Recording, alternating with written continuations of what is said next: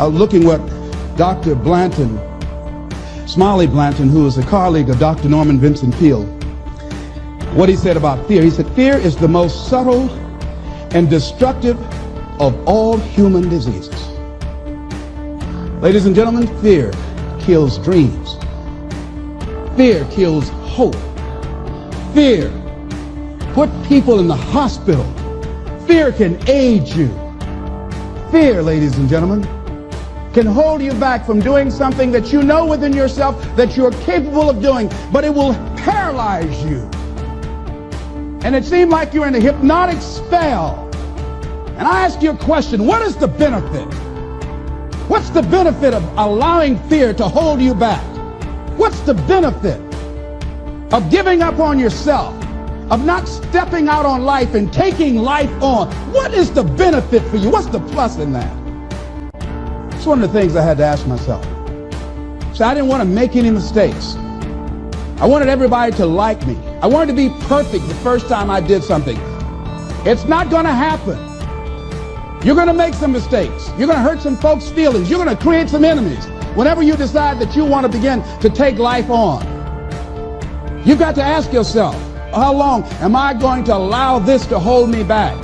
I like what Zig Ziglar says. He said, fear is false evidence appearing real. That is an illusion that we create in our mind. It is a state of mind that can be changed. The question that you have to ask yourself is, am I willing to sacrifice today to get the results I want in the future? The successful people in this world are able to achieve great things because they're able to delay gratification. It's about having the courage to say no to the things that give you immediate pleasure, but also give you long-term pain. It's about having the courage and having the discipline to say yes to the things that give you short-term pain for long-term gain. Pain today, pride tomorrow. It's making the choices that suck every day, even though they are hard, because you know they make you stronger. Making those choices that build your mental strength to the point where those choices feel good. It's much easier to hit snooze and sleep in every morning, but is that going to make you stronger tomorrow? The harder choice is to get your ass out of bed and get to the gym. It's painful to work out, but it makes you stronger. Pain today, pride tomorrow. The donuts, the chocolate, the pizza, they all give you immediate pleasure, but they don't make you stronger. They make you weaker. It's harder to say no to those things, but choosing better options in the moment makes you stronger in the future, physically and mentally. Short-term pain, long-term gain. Nobody got anywhere great in life without showing great self-discipline. Nobody on this planet ever reached any great heights without having great self-discipline.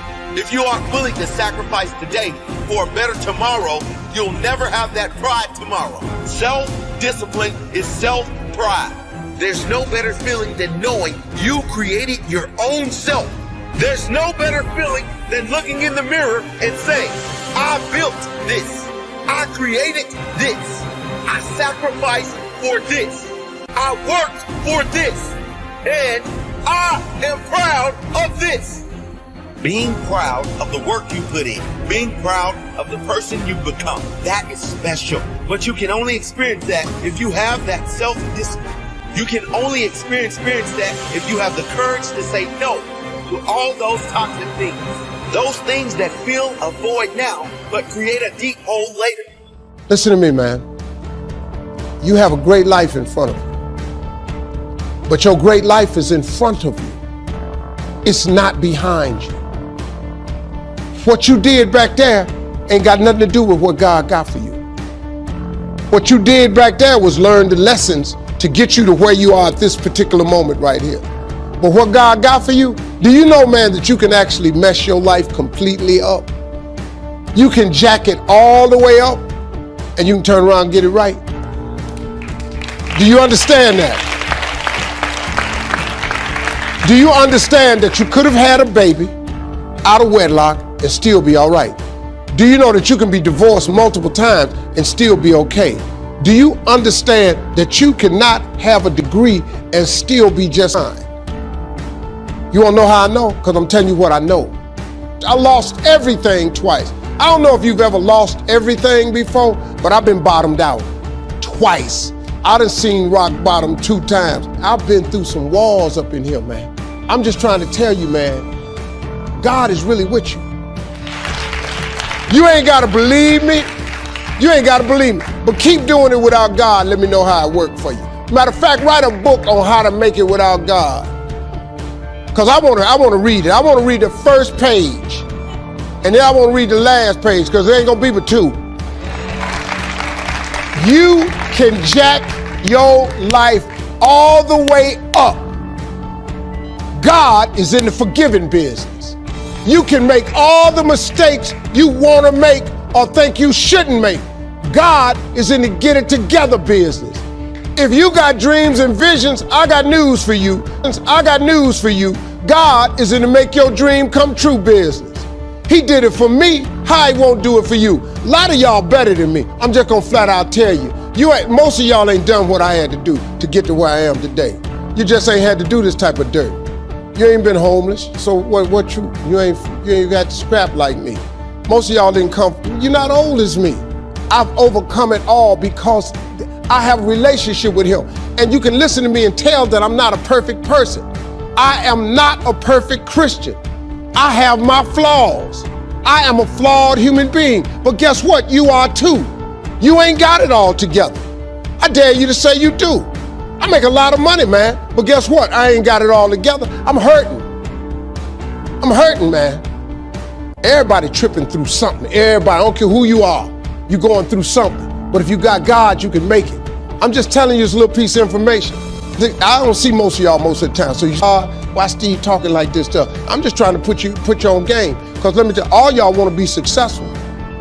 And you want to be happy, but you got to get there. It's a shortcut to getting there. The shortcut to getting there is the relationship with God. If you try it without it, you're going to fail miserably. You're going to sink, man. It's going to be ugly for you. Now, this is what you got to do. Identify your gift and get busy with it. God gave all of you a gift. Identify your gift. It is the thing that you do the absolute best with the least amount of effort. That's your gift. Get busy at that. If it's drawing, if it's teaching, if it's sharing, if it's caregiving, he put that gift inside of you. He didn't hide it under a rock or put it under the mountain or put it on the mountain somewhere. He put the gift in you. And you look at me any kind of way you want to. What I'm just telling you is real. That's how you become successful. Identify your God-given gift, what he gave you at birth. If you do that, God will open up the windows of heaven and pour out a blessing that you won't have room enough to receive. I am telling you, that is a fact. Nothing can resist a person that has that kind of commitment. The people that have made a difference on the planet. When John F. Kennedy said, we will go to the moon in the next decade, he spoke it. That was a commitment, and people shared that vision. People bought into that. We've had all kinds of examples in history where people have made declarations, who have committed their lives to bring about a difference. There are people who are taking a stand today against hunger. I guarantee you it will be a part of our past at some point in time. Someone took a stand against polio.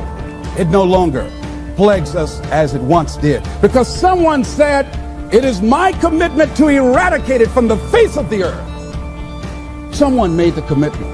The reason that we're here and enjoying the democracy that we have, someone made a commitment that whatever is required, if it means that I die, I remember Paul Robeson, here I stand, for I can do no other. And that's how you must be. Commitment means standing up for your life. It means honoring yourself. It means beginning to say and to see and recognize your alignment and oneness with the universe, and that you are a channel for life to express through. And we short-circuit it with anger. We short-circuit it with fear.